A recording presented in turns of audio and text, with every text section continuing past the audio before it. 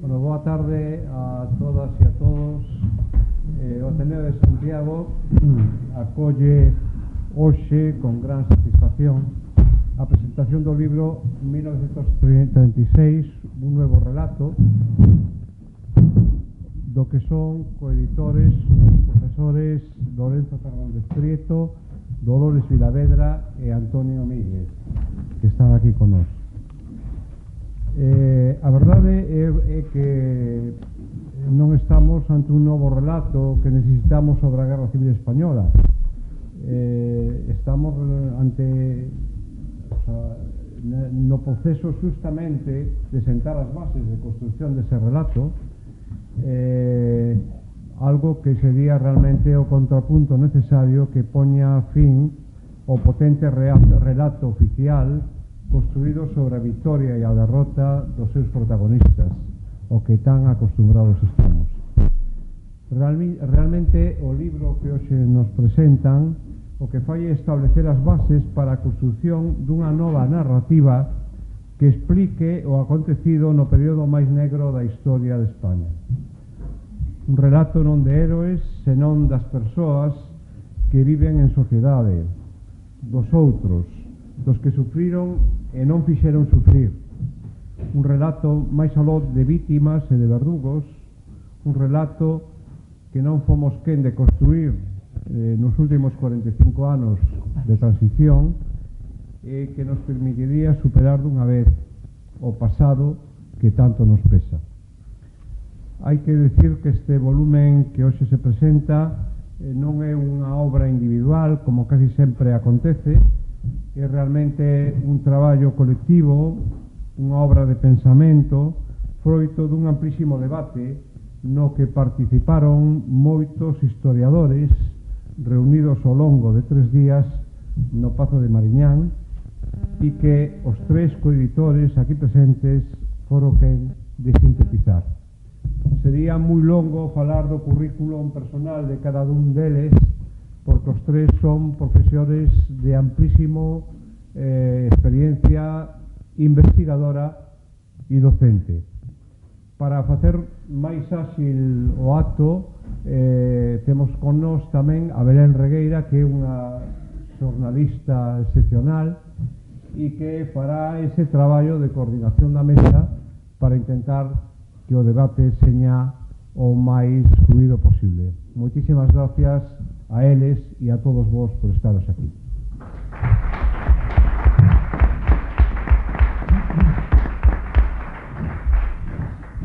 Moi boa tarde, pois tedes aquí os 3 editores de 1936 un novo relato, que son 3 dos seus 13 autores e autoras, 2 profesores de Historia Contemporánea, con moito traballo feito sobre de investigación sobre o golpe, a guerra e a ditadura, unha profesora de literatura galega experta en narrativa galega contemporánea. Para que precisades aquí unha xornalista?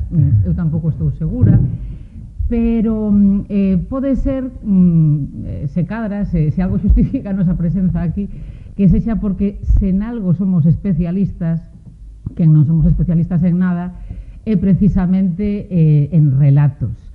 Sabemos o importante que é como se contan as cousas e sabemos que todos os relatos están construídos, teñen subxectividades, teñen intereses e así é todo, que iso non significa que non haxa relatos veraces e relatos falsos ou que ante os diferentes relatos a única opción ou a opción que nos marca o pluralismo sexa simplemente a equidistancia entre eles. De todo iso é probable que algo falemos nos próximos minutos. Vexo que debo de ser unha das máis novas, e xa logo vou facer os 45. Estamos xente de diferentes xeracións, así é todo aquí, pero mesmo para quen naceu en democracia, gustaríame saber se iso xe cambiou, non estou moi segura de ata que punto fixo. Moitas de nós non abordamos o golpe, a guerra e a ditadura no ensino obrigatorio, no ensino regrado. Así que o que sabemos ou cremos saber do golpe, a guerra e a ditadura Está construído, pois se cadra en algúns casos con algúns vimbios do relato familiar, se que o houbo, e sobre todo coas ideas, algunhas máis explícitas, outras menos, que estaban ou están na esfera pública. E calquera de nós, cidadáns, cidadás, que andamos polo 2022, durante a nosa vida escoitamos repetidamente algunhas desas ideas. Escoitamos falar das dúas Españas, escoitamos a irrupción dunha terceira, que ás veces se marca como equidistante e virtuosa, escoitamos falar de guerra civil, de guerra fratricida, de guerra entre irmáns, de enfrontamento inevitable, escoitamos falar de que España é diferente e de que o que aquí pasou non tiña nada que ver co que pasou antes, despois ou durante noutros lugares. Fomos construindo o que sabíamos ou o que sabemos sobre o 36 así, e tamén cos materiais que fomos atopando na ficción, na literatura e no cine, nomeadamente. Isto a pesar de que mentres a historiografía e así ofrecendo bases para un novo relato co que se cadra, moitas ou algunhas de nós non nos cruzamos moito, porque sería máis fácil nunha librería, nun aeroporto, nun hipermercado, nos medios de comunicación, se cadra, cruzarse cun libro de Pío Moa ou Epígonos, ou cruzarse con discursos que cada vez son máis habituais e cada vez se escoitan en voz máis alta, como aqueles que din que nin os que bombardeaban en Guernica eran tan malos, nin os bombardeados eran tan bons, non? Así que realmente o que nos espera aquí é escoitar unha conversa que vai ser moi estimulante, penso, entre outras razóns, porque non é unha conversa só nin fundamentalmente sobre 1936, senón que é unha conversa tamén, e se cadra sobre todo, sobre 2022, sobre como chegamos aquí, sobre como saímos daqui, e sobre que relato necesitamos neste presente noso sobre o pasado. E ese relato, ou as bases dese relato, ímolas ir construindo co que nos vayan contando sobre esta obra colectiva estes tres editores e editora. Non sei que me dá xa nin presentalos, pero direivos moi brevemente. Lourenzo Fernández Prieto, catedrático de Historia Contemporánea na Universidade de Santiago de Compostela, integrante do grupo de investigación Istagra de Historia Agraria e Política no Mundo Rural, autor de moitísimos traballos sobre, entre outras liñas de investigación, sobre este período do que falamos, e iniciador a través do proxecto Nomes e Voces dun camiño moi importante no que seguimos andando, que nos trae tamén hoxe aquí. Antonio Míguez Macho, tamén profesor de Historia Contemporánea na Universidade de Santiago de Compostela, tamén membro do grupo Instagra, colaborador nalgún destes últimos traballos de Lourenzo Fernández Prieto, que tamén é colaborador en medios de comunicación, e isto será importante tamén comentalo daqui en diante, e máis Dolores Vilavedra, profesora de Literatura Galega na Universidade de Santiago, experta, como dicíamos, en narrativa galega contemporánea, en teatro. Os tres iniciaron esta colaboración que de momento nos trouxo xa hasta aquí, coa organización dun congreso en 2016, o ano no que se facían 80 anos, 8 décadas do golpe de Estado do 36, que deu lugar despois a unha exposición e despois tamén a este libro colectivo, do que enseguida empezan a falarnos xa eles e ela. E utilizando algunha desas preguntas que aquí se formulan, porque ao final tamén parece que historiadoras da literatura e xornalistas temos tamén en común que nos dedicamos fundamentalmente a formular preguntas. Empecemos logo pola máis básica: cal é este novo relato que aínda non está neste libro? Aquí están as súas bases, algúns dos seus vimbios, están sinaladas algunhas das eivas do vello relato, pero cal é logo, Lourenzo, empezamos por ti, ese novo relato que necesitamos, brevemente, para empezar. Sí, brevemente, porque o relato, a pregunta é total, non? A ver, o relato que necesitamos, pero a resposta é moi simple, non? Porque o compromiso son respostas cortas e logo un diálogo cos asistentes e as asistentes. O asunto é relativamente simple e gracias pola presentación, por certo, porque sabíamos que iba a ser boa, xa estaba testado, xa nos coñecíamos, pero efectivamente creo que situaches moi ben o que hoxe nos trae aquí, ¿no? E gracias tamén ao Ateneo e especialmente a Pousa que, en fin, que nos presenta o libro, ¿no? Que nos parecía importante facelo e aquí está. A resposta é bastante simple. A ver, o Estado español é unha democracia, eu non poño iso en cuestión, pero non ten un relato democrático do pasado, non o ten, pero non o ten porque non o pode ter, e isto é algo que aparentemente dito así pode asustar, pero non debe de asustar. E que non temos condicións históricas, nin comunicacionais, nin políticas, nin memorialísticas para ter un relato democrático do pasado. E justamente ese é o problema que nos plantexamos aquí. O que formulamos aquí é a necesidade de poñer diante de todo este problema, explicar por que é así. Non se trata de pelexarnos co relato que non chamamos franquista, porque se só fora franquista daba igual. A cuestión é que o relato que nos domina é o relato dos verdugos. É dicir, o que está detrás desto é un pasado moi incómodo onde houve matanzas, houve persecución nun ciclo que é coñecido, pero, como ben decías, do que se intenta excluir o caso español, porque é antes.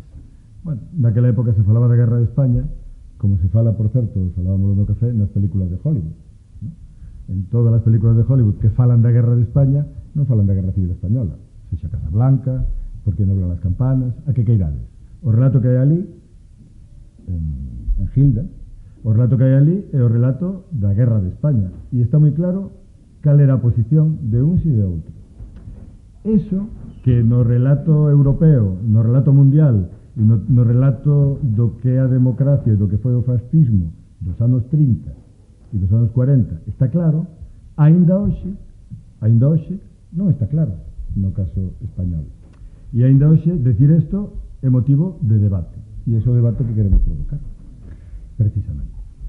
É importante explicar tamén, e aparte esta é a vía que escollestes para presentar a necesidade dun novo relato, como se construe este novo relato. Este libro construíuse dunha maneira laboriosa, longa e, sobre todo, colectiva. Hai 3 editores, 2 editores e unha editora, hai 13 autores e autoras, os textos non aparecen atribuídos a ninguén en concreto, senón que foron traballados colectivamente nun longo proceso que se cadra Antonio pode resumirnos agora, como, porque é tamén a pista sobre como hai que construir o novo relato. Moi ben, pois gracias. Súmome tamén un agradecemento a Belén por meterse neste lío, non? E aceptalo voluntariamente. Agradecer tamén a invitación, por suposto, Pousa, ao Ateneo e a todos os asistentes. Efectivamente, é un libro atípico, diríamos, en termos do que o normal no traballo académico, polo menos no ámbito no que nos movemos, en que hai unha especie de consagración da figura da individualidade moitas veces, non? Do autor individual, moito menos do traballo colectivo. Nos vemos xustamente nunha tradición onde lle damos bastante importancia ao traballo colectivo, ou incluso, como diría Villares, que lle gusta máis, comunal. Entón, nese sentido, pois efectivamente aquí intentamos leválo á práctica. É un libro atípico porque efectivamente está escrito a moitas mans e intentamos conscientemente evitar esa atribución dunha responsabilidade de cada unha das partes os nada menos que 13 autores, autoras que participan, non? A todos e a todas eles pois teñen unha parte importante de responsabilidade no resultado final, non? E estou falando non solamente da existencia deses 13 autores ou autoras, sino que este aínda que ás veces se poida pensar, non é un libro escrito soamente por historiadores ou historiadoras, e iso tamén fala dunha vocación e dunha impronta, non? Unha especie de marca de auga que nós lle queríamos dar a como ten que ser ese novo relato, non? De alguna maneira, pois aquí temos persoas que veñen do ámbito do que chamaríamos, que nos sirve un pouco para definilo, estudos culturais, non? Está a propia Dolores Vilavedra, pero están tamén persoas como Lourdes Sotaegui ou Marijose Olaciregui, que veñen do País Vasco, o propio Ángel Loureiro, Germán Labrador, non? Que, digamos que toda esa parte de autores, autoras que veñen dese ámbito do mundo acostumado a traballar cun xénero, que é o xénero literario, co que nós, os historiadores e historiadoras, pois ás veces non nos sentimos tan cómodos, non?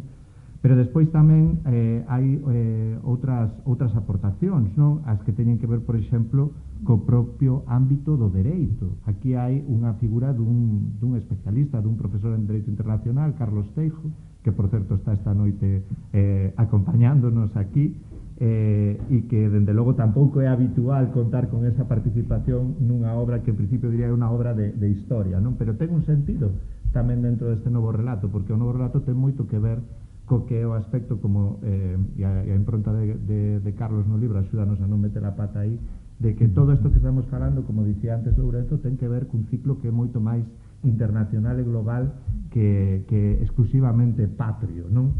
E despois tamén temos figuras como pode ser a de Miguel Anxo Murado, que ven Belén nun mundo que é o mundo do xornalismo, ademais de ser tamén multifacético escritor, non? E que tamén a súa aportación, pois aquí se nota, non? Para falarnos dunha perspectiva distinta, non? A perspectiva tamén que ten que ver coa comunicación pública, que ten moito que ver tamén con este novo relato. E sí, evidentemente tamén estamos historiadores, non? E a súa impronta tamén se nota, non? Antonio Cazorla, Jesús Izquierdo, Sergio Riesco e Carlos Gil. Sergio Riesco e Carlos Gil, ademais, introducen unha dimensión que tamén é importante aquí, que son profesionais, profesores de ensino secundario en activo neste momento, e isto tamén ocupa un papel aquí. Ao final, este novo relato ten que pasar necesariamente polas aulas. Creo que ti falabas un pouco desta cuestión hai pouco tempo, non? E despois, de alguna maneira, hai incluso tamén a participación de algúns que non están como autores, pero que tamén participaron no debate. Temos que citar, e sempre o facemos, o caso de Reyes Mate, que participou en todas as discusións que levaron o libro, o propio Óscar Rodríguez Barreira, e logo a inmensa cantidade de referencias de moitos que son compañeiros, coñecidos nosos, que traballan nesta cuestión. Por lo tanto, é unha obra coral que se tivo que construir sobre a base de moito debate, de moita discusión, e que ao final os tres que aparecemos aquí un pouco destacados, o que fixemos foi o traballo de poñer en conxunto todo iso e de darlle de alguna maneira unha saída, non? Pero realmente o que a base é esa base compartida. Un traballo que quería trascender o ámbito da historiografía, que se quería tamén interxeracional, por suposto con perspectiva de xénero, que quería ir tamén alén do ámbito académico. Outra desas afirmacións que seguro que temos escoitado todos e todas en máis dunha ocasión era aquela de hai demasiadas películas sobre a Guerra Civil ou hai demasiadas novelas sobre a Guerra Civil, que tamén aquí se matiza ou se rebate directamente. Quedanos, entre outras preguntas, o para que e para quen e como conseguir que estas bases dun novo relato cheguen a todas esas persoas e cidadáns e cidadas Dolores que necesitamos pro noso presente un relato diferente do noso pasado. Bueno, pois eu creo que digamos tanto o cinema como a narrativa, eu falarei máis da perspectiva narrativa, pero non podemos evidentemente eludir o cinema como máquina, non? De ficción, de contar historias. Eu creo que forman parte dese novo relato, teñen unha función protagónica como xeradores de discurso e como creadores tamén de discurso, non? Entón, claro, todo o que ten que ver coa ficción e coa imaginación é moi importante porque ao final a ficción, a imaginación, primeiro é o que nos singulariza como seres humanos, e segundo son ferramentas que temos para enfrontar a realidade e para darlle un sentido á realidade. Son algunhas das ferramentas que temos para iso, non? Entonces, máis, si pensamos no pasado, por lo tanto, non hai demasiadas películas nin demasiadas novelas sobre a guerra. Hai boas películas e novelas ou malas películas e malas novelas, non? Entón, fíxate, a literatura, por exemplo, a ficción, mellor dito, é unha ferramenta de elaboración social da memoria colectiva. É unha ferramenta que ten un potencial catártico que nos permite enfrontar o trauma. Todas as persoas que estamos aquí experimentamos algunha vez esa catarse vendo algunha película, lendo algunha novela. Xa non falo só da Guerra do 36, falo en xeral, non? A ficción ten a capacidade para situar temas na esfera pública que poidan ser abordados dunha perspectiva ética, diría que mesmo incluso moral. E a ficción ten unha capacidade de xerar empatía extraordinaria, non? A partir de aí teríamos que preguntarnos si esa empatía ten un valor moral, e o que a min me interesa casi máis neste momento, non? É si a empatía é algo políticamente funcional e políticamente operativo, e creo que esta máis unha pregunta que neste momento é moi pertinente con todo o que está a acontecer nos medios de comunicación sobre a guerra de Ucraína. Pero bueno, vamos a deixalo porque nos vimos aquí a hablar de lo nuestro, como decía outro, ¿no? Pero quero decir que todo está ensarillado, ¿no? Isto forma parte efectivamente dunha reflexión máis ampla que creo que é algo que nos moviliza os tres, non? Que ten que ver coa xestión dos pasados incómodos. Hai unha frase de Tony Judt dun libro del moi célebre que moitas persoas coñeceredes, que se chama Posguerra, e el aí fala de que o que nos une a Europa é que temos, toda Europa ten memoria dun tiña por aquí, apuntei no hai un momento, a memoria común dun pasado traumático. Se o pensamos un pouco certo, non? E, bueno, pues volvemos de alguma maneira, a constatar que seguimos a construir ese pasado traumático. Entón, todos estes procesos de ver como efectivamente xestionamos en distintas comunidades o pasado, poden ser comunidades locais, comunidades nacionais, estatais, supracomunidades como esa Europa que a fin de contas que nos une, pues toda esta memoria deses pasados traumáticos.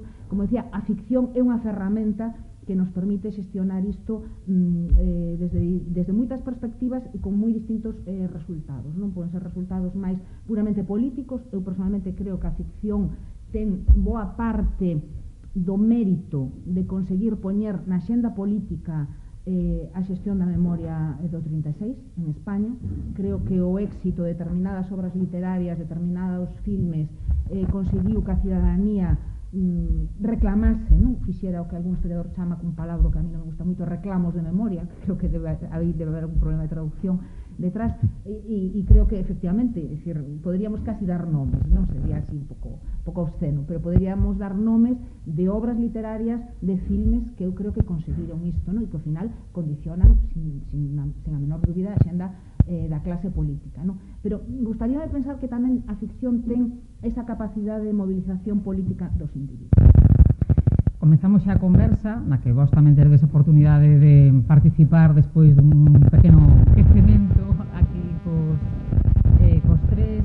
E querería empezar preguntándovos a vista da presenza campante e rampante do que aquí se chama negacionismo, non revisionismo, como se chamou nalgún momento, si este novo relato que está construindo chega tarde. Si de alguma maneira aquel vello relato ten unha parte de responsabilidade tamén en traernos ata aquí e no papel que na esfera pública neste momento teñen os discursos negacionistas. No, aquí quen queira. No, bueno, é unha cuestión importante para este libro, non? O tema do negacionismo, aínda que tamén convén ás veces facer un pouco da propia xenealoxía da obra. Antes comentábamos o seu carácter coral, pero tamén poderíamos falar do momento en que esta obra se concibe, que é un pouco anterior ao momento en que a estamos presentando. Publicouse ademais en 2020, logo pasou o que sabedes que pasou. Efectivamente, non? E curiosamente neste tempo, non? No tempo en que vivimos ese tempo da pandemia, pois este concepto de negacionismo se convirtió nunha palabra de uso común, casi na palabra do ano, non? E realmente negacionismo é un concepto que ten unha orixe profundamente ligada ás cuestións que trata este libro, ás cuestións da historia, da memoria, ás cuestións que refire Tony Judt nas súas obras, e que no fondo explica que en boa medida a construción do que hoxe somos é unha construción feita para, de alguna maneira, loitar contra os perigos que supón o negacionismo. O negacionismo non é solamente facer unha construción mentireira, non, como dirían os meus fillos, do que é o pasado, senón é realmente xenerar un construto alternativo do que foi ese pasado, e iso é moi perigoso, non?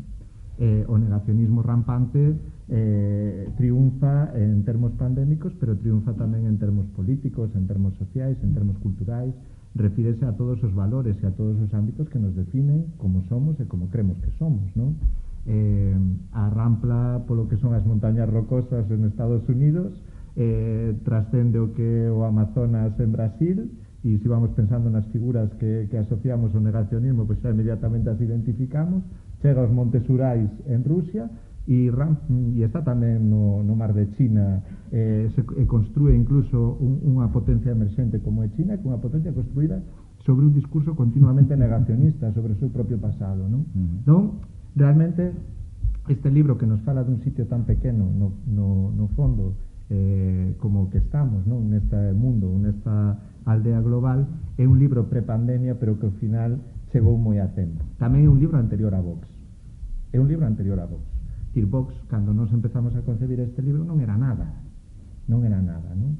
Nese sentido, ao final, é un libro que non pretende, de alguna maneira, escribirse contra iso que chamamos o negacionismo, pero que sí que, por a propia reflexión da que ven e a propia experiencia do que supón ese relato negacionista na lectura do noso pasado, acaba servindo para, de alguna maneira, como un instrumento para combatilo. Sí que o cremos, eso. E eu creo que, ao final, este libro tamén ten unha dimensión dun certo compromiso ético, non? Coa unha lectura do pasado, non? Ao final, o negacionismo se pode combatir de moitas maneiras distintas. Pódese combatir dende a perspectiva do que a legislación, poderíanos explicar, Carlos, as normas ou as leis que se aproban a ese respecto, e que pode ser unha solución discutible, pero que existe.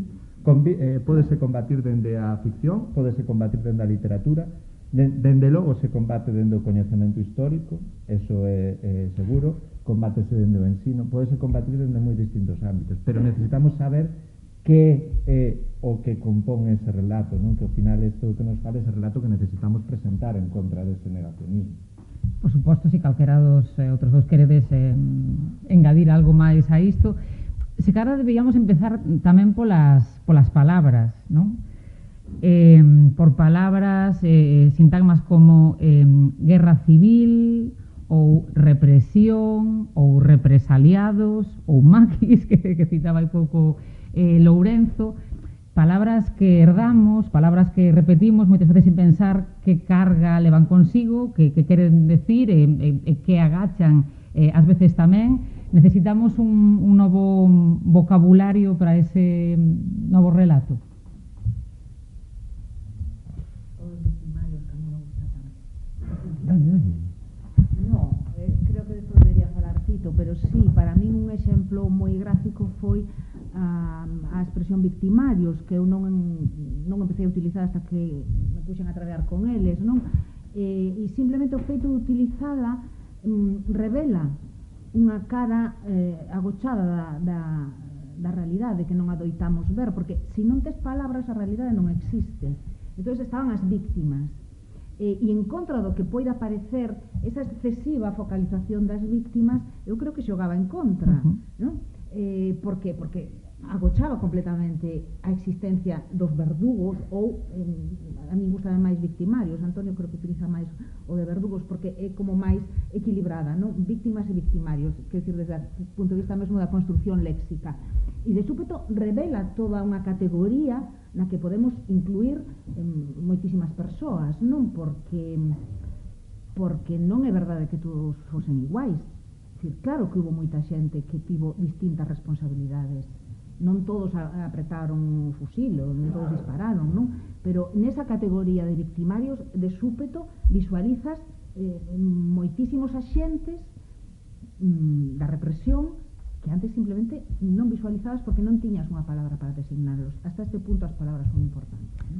Esa é unha palabra, e dos victimarios, dos verdugos, falaremos enseguida, porque esa é unha das eivas do vello relato, máis claras e máis patentes, pero por seguir engadindo palabras sobre as que temos que pensar ou que igual temos que sustituir por outras, cales outras citaríades? A ver, é que antes se falaba de que isto empezou no ano 2016, efectivamente, estivemos bastante tempo pensando, non? E discutindo, porque vamos, todo isto se construiu discutindo, definindo como discutir, non? E claro, entre tanta xente, pois é máis fácil ter moitas ideas, moita tensión discursiva, moito debate, moito diálogo, e con un método que nos permitiu levar esos debates a algures, pois saliu isto, non? Que, bueno, algúns dudaban de que fora posible, de feito, algúns ni siquiera quixeron estar ao final porque non acaban de ver que podía ser posible, non? Pero tamén forman parte desta discusión e deste debate, non? Algúns xa foron citados, e algúns non, por certo. A ver, hai cando un vai a Andalucía e vai ás catedrais e ás igrexas, e en xeral no sur da Península Ibérica, sempre veredes que hai nas catedrais de Córdoba, de Granada, de Jaén especialmente, sempre hai un letreiro enorme ao lado do altar maior que lembra aos asesinados na persecución roja, vale? Dulcificado, a igrexa non é tan parva, non lle chama persecución roja, fala das persecucións religiosas ou das persecucións. Curiosamente, a denominación que nos utilizamos e seguimos utilizando, e nos parece que sustituíla, nos pasou a Antonio e a min a primeira vez que puñemos encima da mesa dun debate que parecíamos revisionistas, non se pode falar de represión, temos que falar de persecucións e de matanzas, que foi o que houve, non? Porque ao final a palabra está ocultando que realmente sucede, ocorreu non sei o que sei, na violencia machista, por exemplo, non? Claro. E como había palabras que ocultaban o que realmente ocorrera. Ademais, neste caso é histórico. O uso da palabra é histórico. Os que están aquí diante de min e participaron na loita antifranquista falaban de represión e de corpos represivos e de forzas represivas. Pero non se pode comparar o maio do 68 en Santiago con que a xente a meteran na lavacolla presa, a torturaran na Alameda, no cuartel de Falange, donde hoxe está a gardería, os meteran por centos, según iban chegando da guerra, ou antes xa de que empezara, no campo de concentración de Santa Isabel, etc. O sea, que son tempos incomparables. Non se pode comparar o tempo da Segunda Guerra Mundial, que é do que estamos falando, e da precocidade do que pasa despois. E todo o que pasa antes de que en Alemania pase nada, a ver se nos situamos, xa pasou aquí. E decir isto é puramente unha reflexión histórica, temporal, cronolóxica. Antes do pogrom do Reich, que é no 38, aquí xa fora a matanza de Badajoz, xa pasara Guernica, non? Por lo tanto, volvo ao que decía antes, depende en que relato te sitúes e como sitúes. Se falamos de represión para facer o que fixeron os militares golpistas do 36, non damos conta do que pasou, é imposible. Se falamos de maquis, estamos falando de algo que efectivamente nunha linguaxe política determinada, moi construída, maquis é unha palabra francesa que fala dun arbusto mediterráneo. Se chamáramos uceira ou toxeira, teria sentido, pero para que lle chamamos maquis se aquí sempre se lle chamou dunha forma moi definida? Eran fuxidos, eran escapados e eles chamáronse guerrilleiros. Como interpretamos eso hoxe? Volvo á cuestión da linguaxe de Hollywood. En fin, está na ficción preciosa que fixe un conocido noso que se chama Manolo Gago. eran resistentes, era a resistencia. Que demostra o noso colega Emilio Grandío cos fondos do Foreign Office? Que en realidade quen monta e articula eses fuxidos é o MI6. Sempre hai en Ponferrada, en Ribadeo, en Viveiro, en Redondela, sempre hai unha radio inglesa. Sempre, claro. E un vai a Foreign Office e vai a documentación do MI6, como fixo Grandío, e descubre o que ten que descubrir. Que efectivamente todo o que se está articulando aquí, quen está articulando a eses socialistas, anarquistas, galeguistas, republicanos e algún comunista, até 1943, e desde logo até 1941 e até 1942 son os británicos, e iso forma parte do esforzo de guerra da resistencia contra o fascismo. Claro, o relato deso vai cambiando, porque o que cambia o que cambia é a historia, logo pasan outras cousas, e entre outras cousas o que pasa é que España queda fora de Nuremberg, pero non queda fora de Nuremberg, porque os crímenes de guerra que aquí se cometen, aquí, como dixo moi ben Serrano Suñer, fanse ao revés. Aquí fixeron a xusticia ao revés. Así o escribiu el brillantemente nas súas memorias e pouco antes de morrer. El sabía o que estaba dicindo, que nos cuitaba non o entendía. E o que estaba dicindo é que aquí se fixo ao revés, efectivamente. Claro, a capacidade orwelliana para cambiar está tamén no uso das palabras. E podemos seguir. Aquí ninguén fala de colaboracionistas. Claro que eran os que colaboraban co golpe. Moitos non querían. En fin, temos aquí un colega holandés que ten moito que ver con este traballo e que empezou a recopilar e a traballar sobre a guerra civil e sobre a memoria oral no ano 87 e, bueno, eu hai pouco vi unha película holandesa que conta perfectamente ese ano no que Holanda estuvo no bando que non era. Parecía que iban a entrar os aliados, pero non entraron. E o que narra ese film é algo que aquí pasou, pero que ninguén narra desa forma, que, como ocurriu en Francia, que hai xente que colabora co enemigo, efectivamente. É dicir, o que colabora co golpe é un colaboracionista, non é un adherente, non hai unha adhesión. A xente non sale á rúa a celebrar o golpe de Estado do 36. É un proceso longo, complexo e de construcción de memoria. Bueno, chamarlle as cousas como hai que chamarlle ten que ver con eso, non? Nunca falamos de colaboracionistas, nunca falamos, bueno, hoxe moitos colegas nosos empezan a falar de zona gris, que, bueno, dá moito que discutir eso, non? E ten que ver con outra cousa, pero efectivamente entre os verdugos e as víctimas hai unha gama enorme. E algúns formulamos unha hipótese que a mellor un pouco atrevida, pero como hipótese é factible e haberá que demostrala, que en realidade houve moi poucos verdugos. O cal, por outra parte, é bastante lógico. Nos contaron exactamente o contrario, pero é lógico que houbera poucos verdugos porque aquilo foi un golpe militar.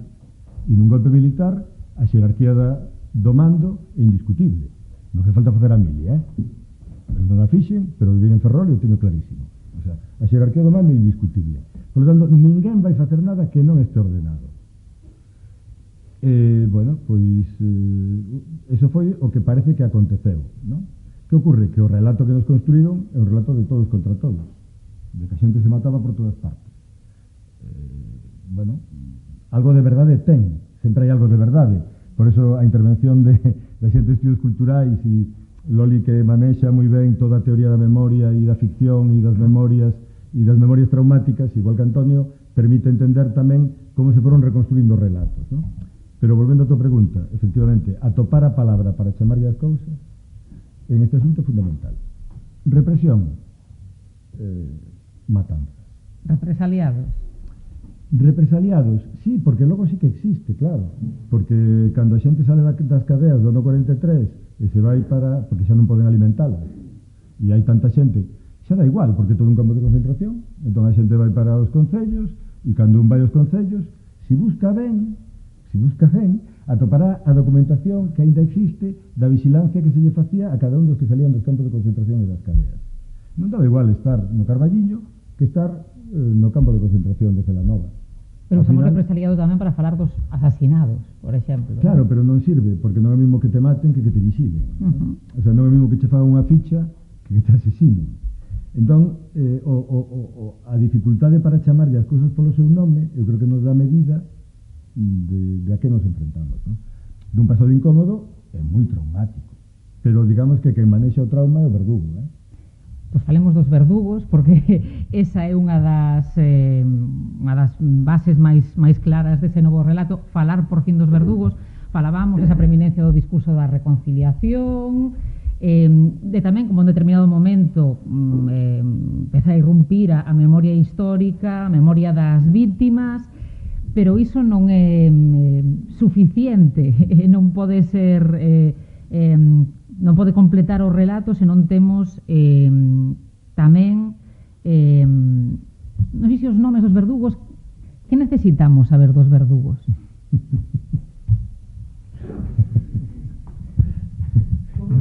O especialista.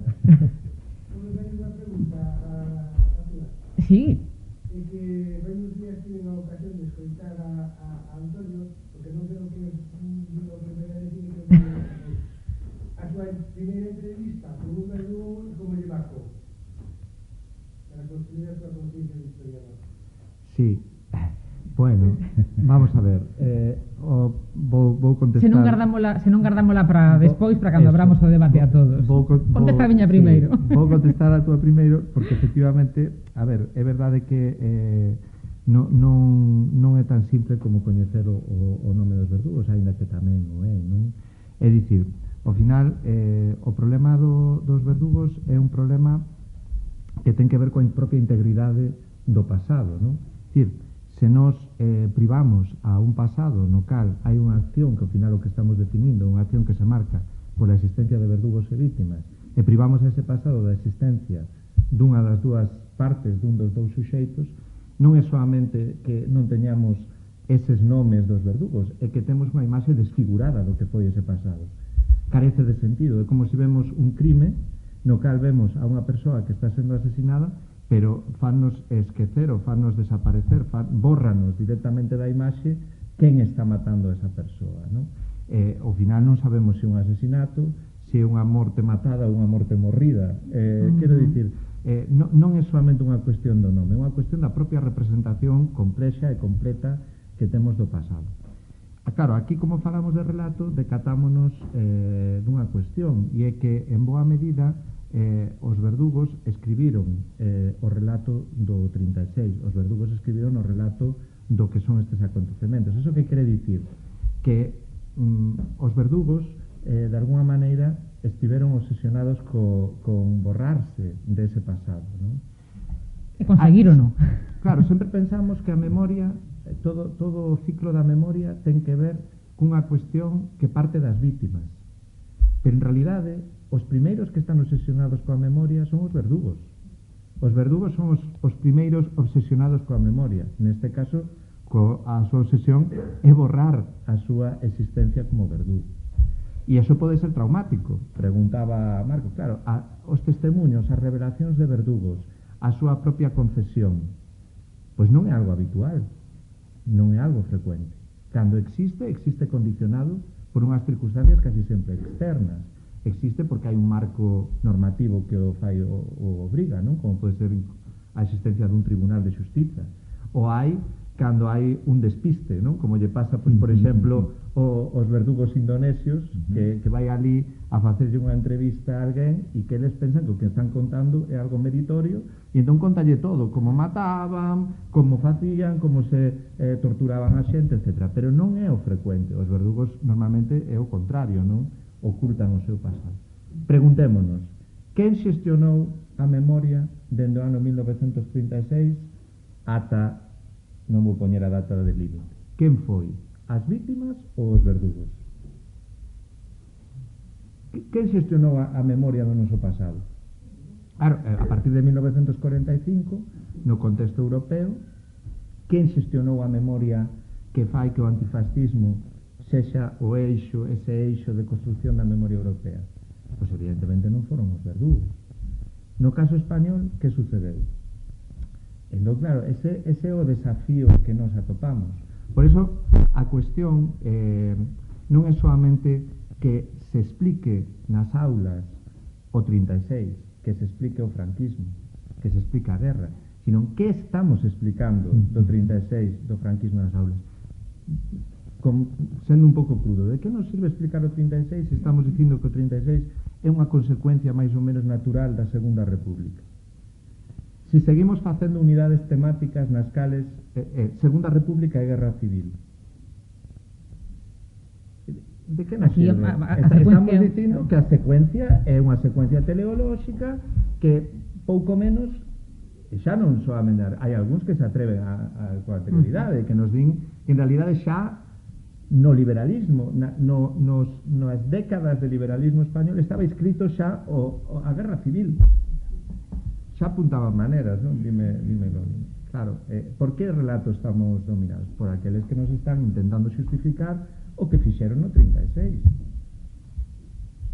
Temos tamén a cuestión da excepcionalidade que aquí se matiza neste caso, porque hai cuestións nos que Spain si é diferente e outras nas que non, pero algo ten que explicar que sexamos capaces e no interese que hai pola historia contemporánea se fale extensivamente entre o público xeral da Segunda Guerra Mundial e se obvie a Guerra Civil, porque falar da Guerra Civil é facer política, falar da Segunda Guerra Mundial vese que non?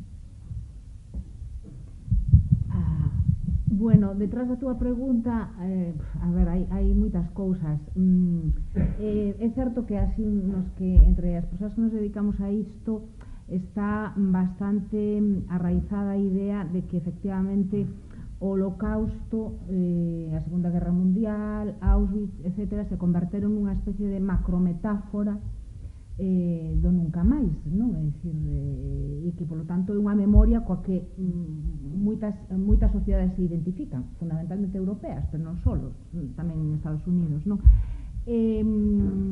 Isto é así. Cal é a tua pregunta? Que me creo que a excepcionalidade, sí, a suposta excepcionalidade española e a falta dese contexto transnacional para explicar do 36 en diante. Que creo que esta é unha pregunta máis de historiadores, non? Entonces, que pasa? Que cando ves a facilidade con que se adoptan estas memorias en certa forma alleas, ma non tropo, non? É dicir, estánse producindo unha serie de movimentos que chamamos de globalización da memoria ou de memorias multidireccionais, efectivamente, que revelan que ao final as memorias non teñen fronteiras de algún xeito, non? As memorias traumáticas, volvo un pouco o de Jude, e polo tanto que o que a nos parece ou nos queren presentar como tan excepcional non é tanto, non? É dicir, porque este tipo de conflictos, este tipo de situacións pues, sucederon constantemente ao longo da historia, non están tan longe como pensábamos e nos afectaron moito máis do que sabemos, non? Entonces, introducir nesta cuestión o vector da excepcionalidade a mí me parece casi ofensivo para as víctimas, non? Claro, pero precisamente eso que demostra a inteligencia memorialística do franquismo e presente, é dicir, o franquismo construe a través do Ministerio de Información, que pasa a nosa memoria como Ministerio de Turismo, e iso non é coherente, pero en realidade recordemos que chama de Información e Turismo. Sempre recordamos como turismo, non como información. É o Ministerio de Información de unha dictadura. Os servicios secretos en origen dependían del e tamén do subsecretariado do presidente do goberno e, polo tanto, de Carrero Blanco. Pero aí se crean de feito, naquel momento, a vez, os modernos servicios secretos españoles. E cal é o gran lema do Ministerio de Turismo? É dicir, do Ministerio de Información? Spain is different. E que quere decir eso? Pois eso, está clarísimo. E además en inglés. Quere decir, toda Europa que nos vai visitar xa sabemos que non nos tragan. Porque vostedes teñen unha memoria democrática e antifascista e combatiron na Segunda Guerra Mundial. E van vir a un país que 20 anos despois, 46, 66, que lles vai recordar. Bueno, pero logo está todo o demais, que somos diferentes. Temos burros en Minjas, moito sol. Bueno, pois, o asombroso que son capaces de construir ese relato. Pero claro, teñen, o sea, ese relato están construindo nos anos 60, a vez que os 25 anos de paz, a vez que moitas outras cousas que non vou entrar nelas, pero que non está construindo? Un ministerio inteiro. O sea, organizar unha oficina para facer o novo relato da Guerra Civil, que hasta entón se chamaba Cruzada, e Alzamiento, Pero como non había forma de parar os libros que viñan de Inglaterra, fundamentalmente, dixeron, bueno, pues vamos a encargar a un que o conte, pero como nós, que se chama Ricardo de la Cierva. Que o que fai contar, o que antes contara Joaquín Arrarás, que era un xornalista dos anos 40, adaptado a Concepto Guerra Civil. E quen está aí? Pois un montón de xente máis. O sea, teña un think tank, efectivamente. Isto de guerras culturais e todo isto. Bueno, hombre, cando Orwell escribe, está pensando que vai ocurrir isto, porque está ocurrindo xa na Unión Soviética e está ocurrindo aquí, e vai ocurrir aquí. E cito os dous campos a drede, porque efectivamente está ocurrindo o mesmo, ¿no? Todo o que sabemos da Stasi, bueno, me comparado cos archivos da Guardia Civil, eso non é nada. Si incluso sabíamos o que estábamos pensando, verdad, Facal? Antes de que o pensáramos. E o que íbamos a facer antes de que o fixéramos. Estou contando unha anécdota que lle ocurriu a él, ¿no? Na actual Facultade de Historia, que quero decir? Que o esforzo enorme por facer deso algo diferente ten, por exemplo, no centro a un gran constructor que se chama Camilo José Cela, que está colaborando. O sea, que en vez de irse a Oxford a un congreso, por certo, no momento en que nomean ministro a Fraga, deixa de ir a aquel congreso a Oxford, un académico, un pseudoacadémico español non salía así como así para quedarse construindo todo o relato e toda a proposta do novo ministro do réxime, ¿no? Coincide con Múnich, con Contubernio, sustituyen a Arias Salgado por él, e a partir de él construen, porque teñen que adaptar o relato. O máis importante que fan é estar adaptando o relato permanentemente. E nós que facemos? Tragalo, comelo e herdalo.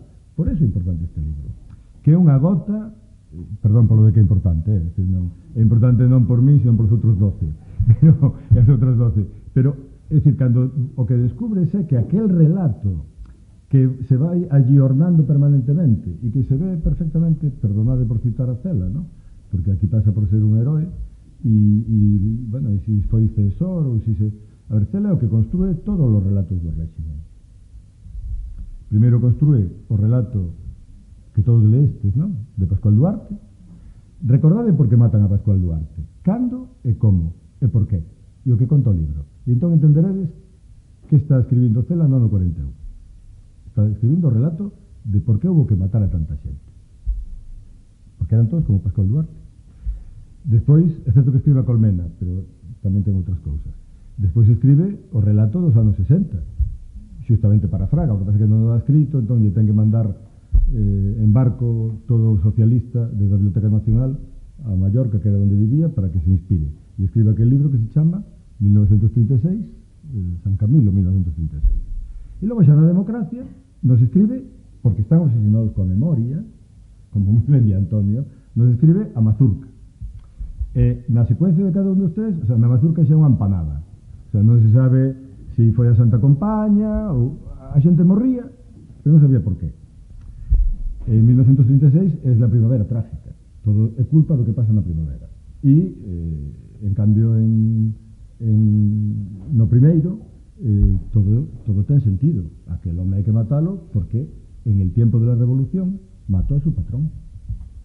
Eso dice na página 167. Ali perdido. Porque non hai que decirlo. Hoxe non lo hemos encontrado, pero buscadelo, o 147, da igual. É dicir, todo consiste en demostrar que España é diferente. E o debate da excepcionalidade é un debate que está na literatura, que está na antropoloxía, que foi unha gran disciplina que contribuiu a explicar, ya se sabe que os españoles se matan desde sempre.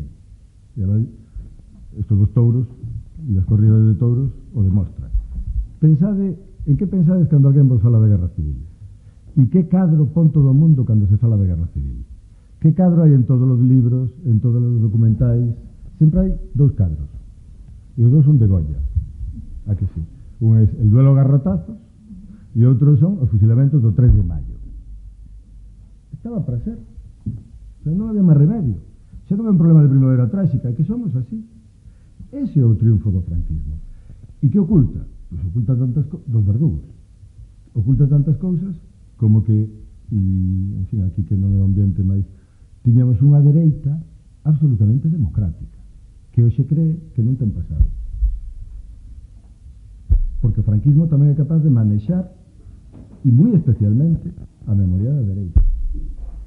Belén, se me permites, quería, por seguir un pouco con algunhas cuestións que foron saindo, poñer dous casos en riba da mesa que demostran, por unha banda, efectivamente, a capacidade da ficción para introducir determinados temas na xenda política e mediática, ou, no exemplo primeiro que vou poñer, demostrar que se pode facer outra xestión da memorialística da historia, que o primeiro que quería comentar é a serie Holocausto.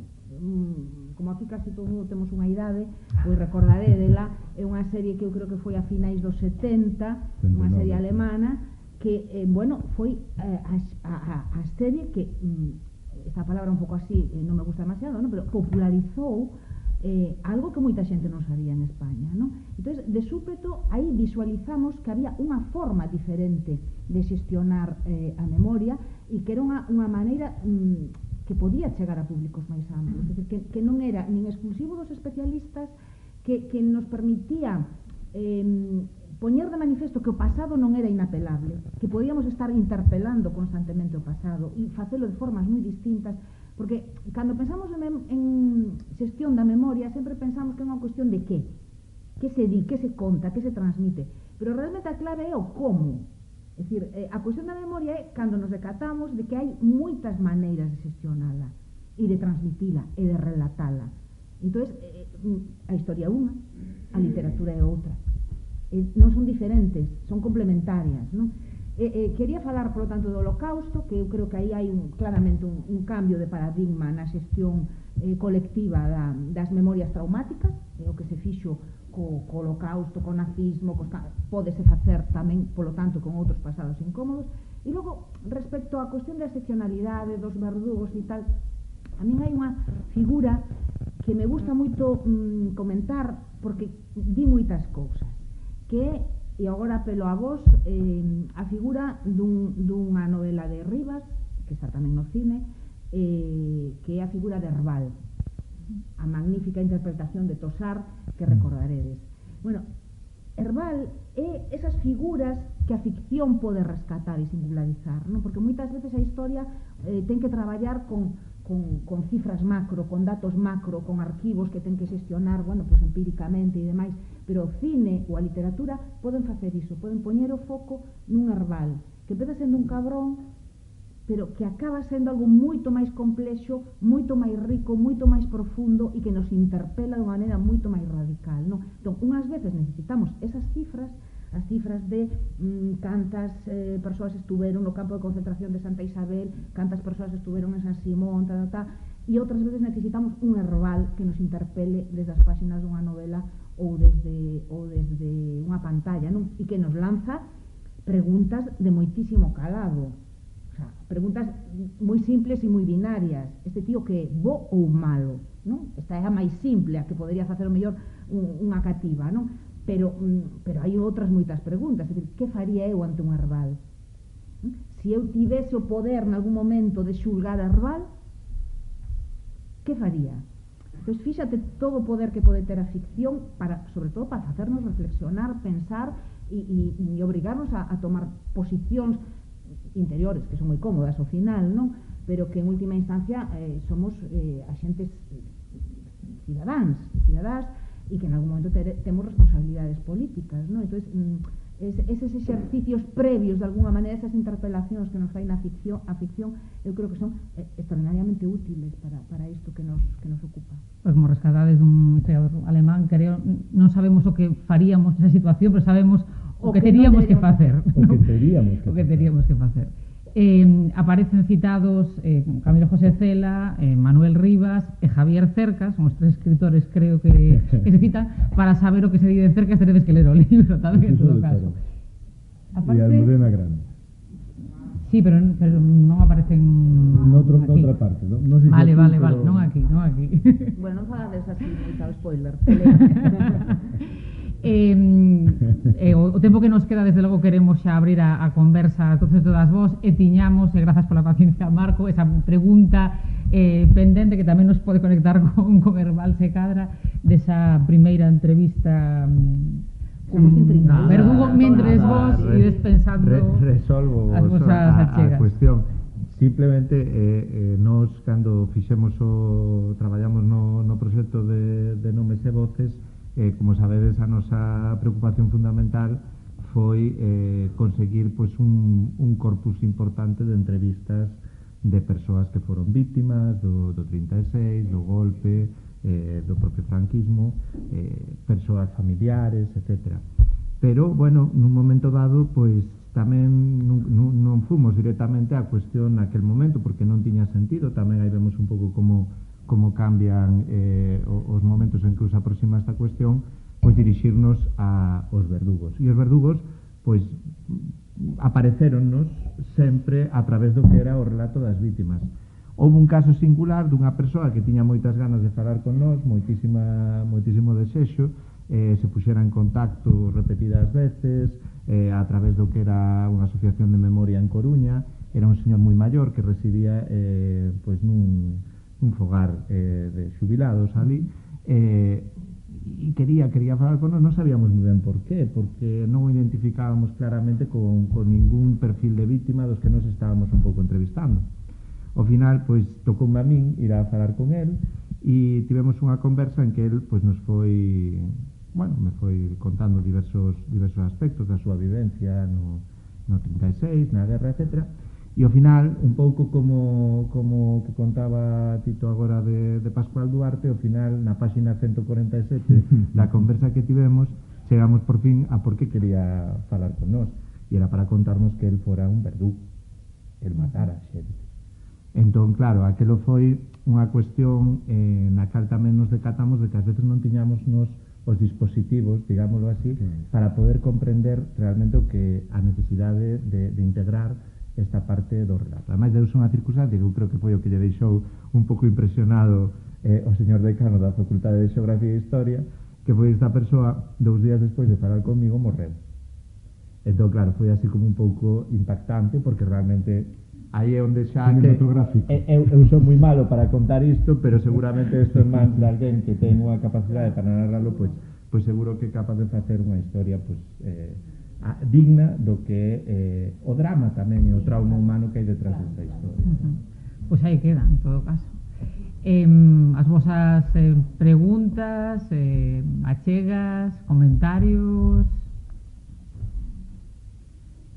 mentres van aparecendo, porque seguro que a saberá, aquí tamén se fala bastante da relación conflictiva, pero necesaria e complementaria entre historia e memoria, que fora dos círculos historiográficos seguramente non temos tan pensada, non? Se estivese aquí Santos Julián diría outras cousas, pero aquí sí que se defende a necesidade das dúas e a complementariedade, non? As funcións diferentes. Cal sería logo a función de cada unha neste noso presente? Eso é moi difícil que contesten ele. Bueno, vou dicir algo, non quero monopolizar, pero vamos a ver, aquí hai efectivamente unha pregunta importante, non? Este libro fala ou ten moito que ver coa cuestión da negación, e eu creo que os dous eixos fundamentais, os outros dous eixos fundamentais da obra son precisamente memoria e historia, non? No aspecto da memoria, eu creo que xustamente o que pon de manifesto o libro é que a memoria non pode ser e non o é un componente neutral. A memoria en sí mesmo non é un valor positivo, porque a memoria o que nos descubrimos e o que non sabemos cada vez o vemos máis claro dentro do presente é que pode ser utilizado con fins que son destructivos.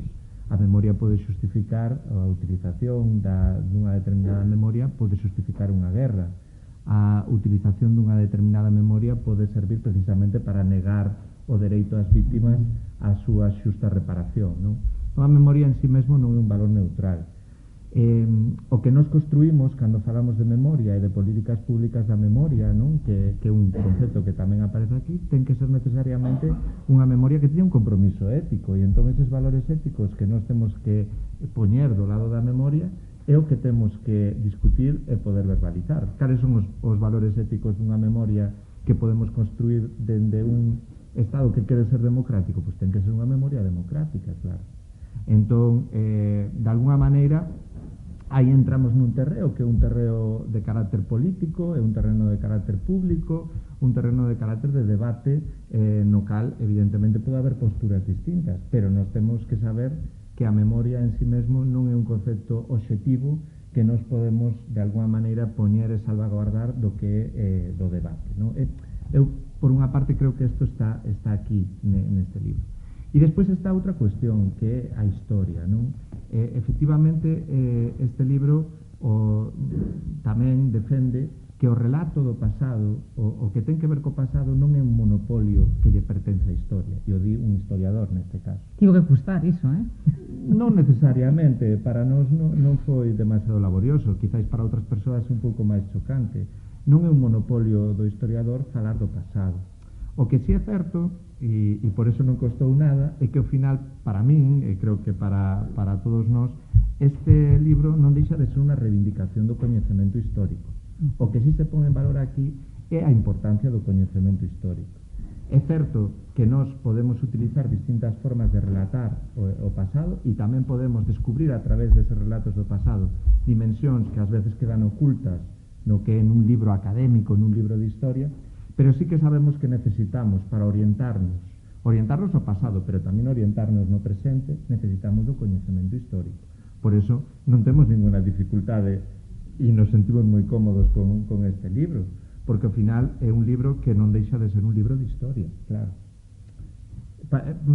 Quero dicir, non entra en contradición a existencia de memoria, non entra en contradición a existencia de toda esta multiplicidade de voces e visións, con que non deixe de ser tamén un libro de historia, non? Con toda a complexidade que iso supón, pero claro, este pasado incómodo algo vos ten que estar incomodando, seguro. Xosé Ramón. Bueno, hai un elemento que eu creo que é decisivo na non construción dun relato realmente liberador, non? E é o medo. O medo que imperou sobre as vítimas e tamén sobre os verdugos, que tiñan medo a que se conocera, como decíades vos, o que fixeron, non? E evidentemente isto se explica porque non hubo a liberación que se produce en moitos países na Segunda Guerra Mundial, e realmente aquí os resortes do poder pois aplacaron absolutamente todo o relato durante moitos anos, non? E por encima vivimos unha transición que botou unha alfombra sobre todo o que acontecera anteriormente e impediu que realmente ese medo desaparecese, non? Digo isto porque en todas as familias nos ocultaron cousas gravísimas, non? E eu, a verdad que na miña propia familia se ocultaron feitos moi trascendentes e que eu non me podo explicar porque a mí non se me contou esa parte da historia, non? E isto aconteceu absolutamente en toda a sociedade española, non? É dicir que realmente o medo era tan terrible que nos fixo negarnos a nós mesmos, non? E isto creo que había que analizarlo tamén con calma, porque eu creo que é un factor moi importante. Dende logo, e tan importante, alén do que poidan comentar aquí os compañeiros, cando ti colles, por exemplo, a narrativa galega e ves a cronoloxía de cando entra o tema na novela galega, hai uns datos que para mí son impactantes, e é que digamos, a primeira vaga de novelas sobre a guerra, que son novelas escritas por persoas que viven a guerra en primeira persoa, un Silvio Santiago, un Ramón de Valenzuela, un Carballo Calero, son novelas que se escriben moi serodiamente e se publican aínda máis serodiamente, e claro, tens que preguntarte por qué. Por que esa xestión tan tardía da súa propia memoria en primeira persoa? E a única explicación que encontras é esa parálise que produce o medo, non? Que dice, bueno, o sea, a incapacidade de enfrontarse coa súa propia memoria e posiblemente producida por un medo absolutamente paralizante e irracional, non? Porque en moitos casos eles, bueno, estaban no exilio, ou no caso de Carballo, bueno, cando escribe a novela xa nos 80, mira ti, pero, bueno, pues que non escriba esa novela hasta os 80 indica esa dificultade, efectivamente, de xestionar o vector do medo, sin ninguna dúbida, en algo tan, non vou dicir banal, pero menos problemático, obviamente, como é, pois, a ficción, non? En última instancia. Pois eu diría que máis que medo é unha cousa máis, digamos, doméstica, máis é protección, se pensades ben. É dicir, nas familias dos que estuveran en Escava, como é o teu caso, ou dos que sufriran o que fora, a forma de protexer era esquecer a razón da víctima, porque a víctima sempre era o culpable, nesa inversión da que falaba antes. E logo está o medo dos verdugos, que tes razón, pero o medo dos verdugos, eso sí que é poderoso. É moito máis poderoso que o medo das víctimas, curiosamente. Porque é o que manexa o relato. É o que ten o poder do mundo realmente existente para manexar o relato. E o rastrexo dese medo dos verdugos é, en fin, ahora que estamos con as fosas, estámoslo vendo sitio a sitio, estámoslo documentando. Hai unha frase que cita Santos Juliá, fillo de víctima que sufriu e que atopou, por certo, a seu pai en Nomes e Voces, se buscades a lista Santos Juliá, e o que lle pasou, atopou no noso despacho, quero dicir que non saber o que pasou, e aí está o papel da investigación histórica, tampouco é tan fácil, porque os verdugos o que fan é ocultalo. E el cita unha conversa de Blas Pérez, ministro de Gobernación, con un Pradera, co Pradera vivo, co tío de Javier Pradera, que no 51, dille, despois de Nuremberg, nunca esquenzades Nuremberg, porque todos esquecemos Nuremberg, pero os que tiñan claro Nuremberg eran os verdugos. Eso, en fin, ainda hai que rastrexalo, ¿no? E dille, isto vai cambiar.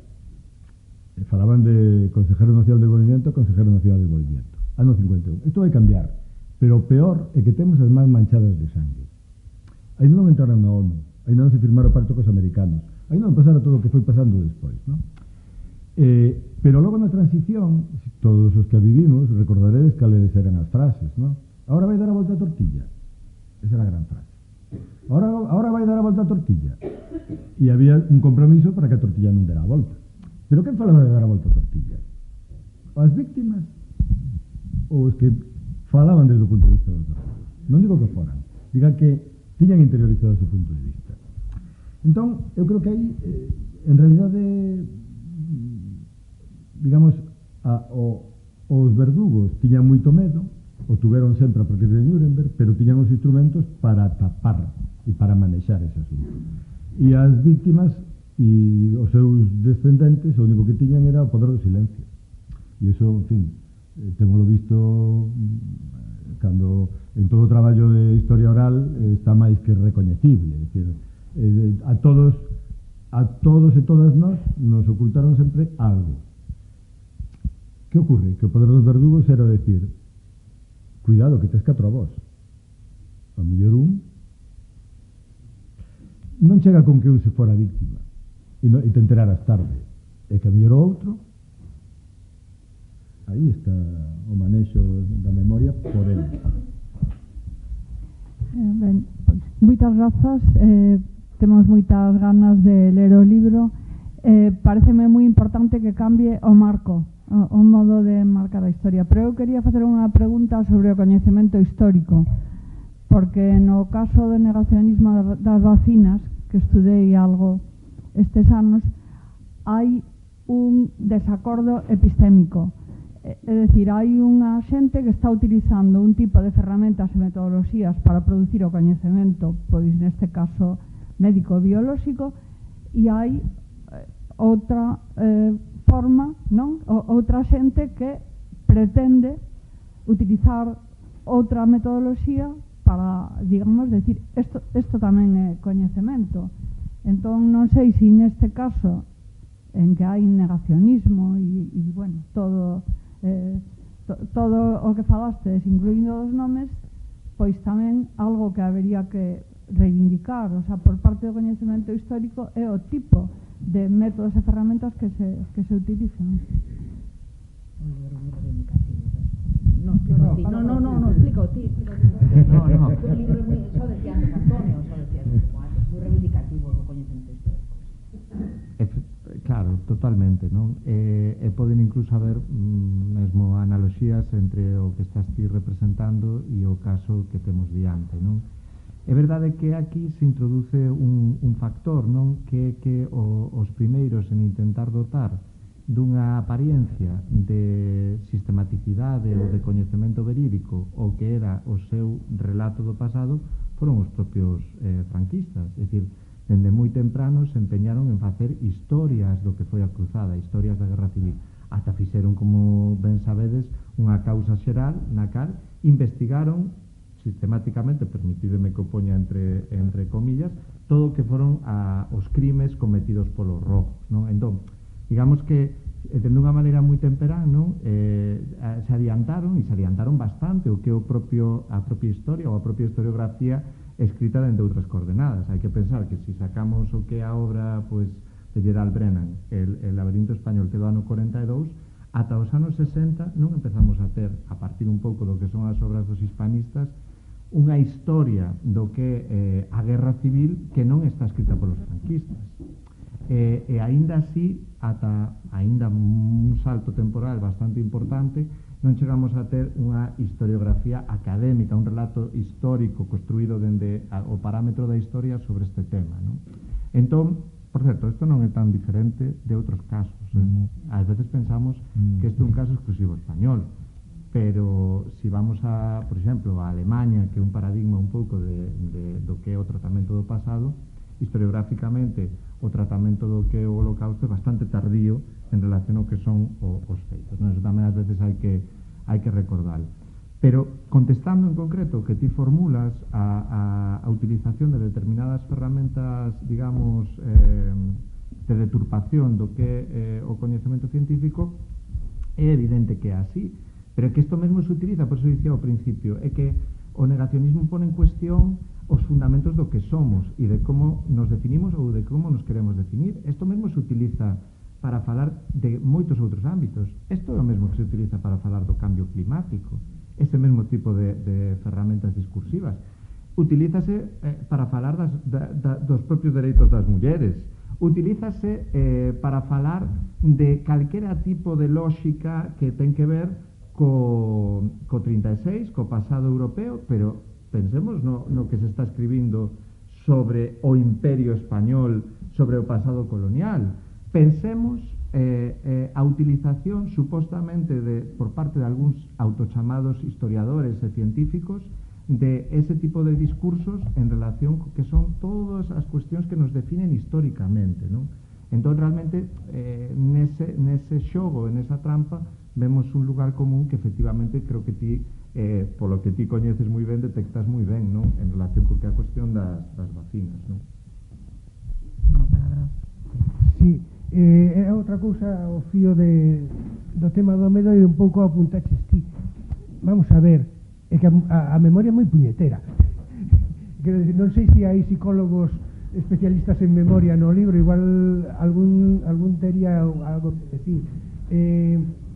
Sempre hai un tempo entre Primo Levi tamén tardou un montón de tempo en escribir os seus libros. Raúl Gilbert desestimaba totalmente as fontes da memoria, o que iba era os rexistros dos trenes e as cousas máis de información máis tal, e as memorias non lle interesaban para nada. Quero dicir, é que é moi complicado. Despois hai autores, Svetlana Alexievich, historiadora, literata, onde poñemos a fronteira? Que son as memorias que ela reconstrúe dos personaxes que entrevista para os seus distintos libros?